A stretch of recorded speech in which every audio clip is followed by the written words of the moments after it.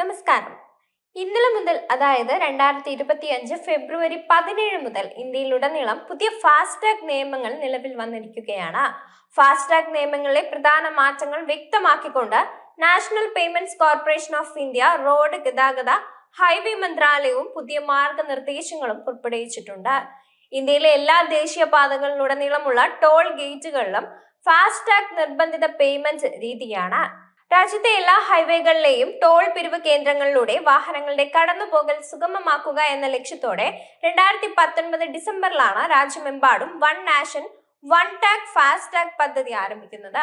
പണരഹിത സമ്പദ് വ്യവസ്ഥയ്ക്ക് ഒരു പ്രോത്സാഹനമായാണ് ഇത് കാണുന്നത്. പ്രായമോ വർഗീകരണമോ പരിഗണിക്കാതെ ഇന്ത്യയിലെ എല്ലാ വാഹനങ്ങൾക്കും ഫാസ്ടാഗ് നിർബന്ധമാണ്.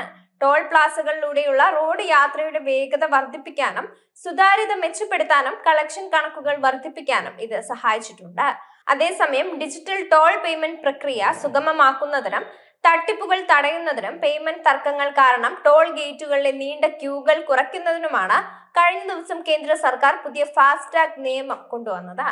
പുതിയ ഫാസ്ടാഗ് നിയമങ്ങൾ ഫാസ്ടാഗ് ഉപയോഗത്തിൽ വീഴ്ച വരുത്തുന്ന ഉപയോക്താക്കൾക്കെതിരെ പിഴ ചുമത്തുന്നത് കർശനമാക്കുന്നുണ്ട്. ബ്ലാക്ക് ലിസ്റ്റ് ചെയ്ത ടാഗുമായി കടന്നുപോകാൻ ശ്രമിക്കുന്ന ഫാസ്ടാഗ് ഉപയോക്താക്കളെ ലക്ഷ്യമിട്ടാണ് നടപടി. ടോൾ ഗേറ്റിൽ സ്കാൻ ചെയ്യുമ്പോൾ അക്കൗണ്ടിലെ ബാലൻസ് കുറവായതിനാൽ ഫാസ്ടാഗ് പലപ്പോഴും ബുക്ക് ലിസ്റ്റ് ചെയ്യപ്പെടാറുണ്ട്. ഇത് പലപ്പോഴും ടോൾ പ്ലാസയിൽ ഗതാഗത കുരുക്കിന് കാരണമാവുകയും ഡിജിറ്റൽ പേയ്മെന്റിന്റെ ഉദ്ദേശത്തെ മറികടക്കുകയും ഗതാഗത ഒഴുക്ക് സുഗമമാക്കുകയും ചെയ്യുന്നുണ്ട്.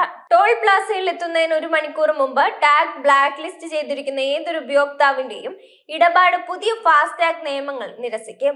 ടോൾ ഗേറ്റുകളിൽ എത്തുന്നതിന് 10 മിനിറ്റ് മുമ്പ് പോലും ബ്ലാക്ക് ലിസ്റ്റ് ചെയ്ത ടാഗുകൾക്കും ഈ നിയമം ബാധകമാകും.